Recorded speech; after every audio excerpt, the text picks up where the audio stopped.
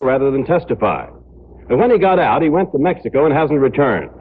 An outcome that pleases the crime fighters almost as much. Sam Donaldson, ABC News, Washington. Well, despite Mr. Giancana's prolonged absence, Chicago is still having major problems that reportedly involve the crime syndicate.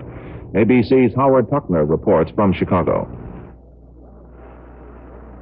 Some importers say $30 million worth of goods have been stolen from Chicago's ports in the last 2 years.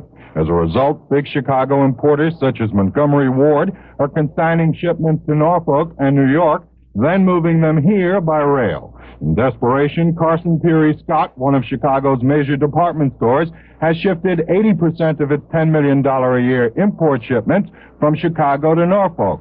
Mayor Daley had this to say about Chicago importers bypassing Chicago's ports. Well, we've already been contacting them, and certainly we will have the Port Authority officials as well as Navy Pier contact them, and this, I think, has been grossly exaggerated, too.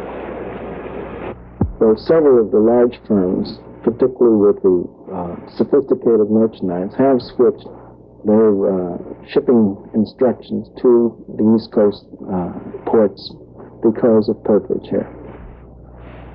Also interesting to point out that the police department reported since 1967 there was only 14 complaints of burglary or pilfering on both piers. If this is so, I think some of the stories about the amount of it has been grossly exaggerated. It's the worst in the Great Lakes, and it's probably the worst in the country at this point. The mafia is said to be involved. Vast quantities of goods, such as whiskey, are said to have been actually carted off by the truckload, so some crime organization appears to be part of this. As for the longshoremen, they simply do not care to discuss the thievery. As some put it, guys have been shot for that. Now, this is Howard Tuckner, ABC News, Chicago.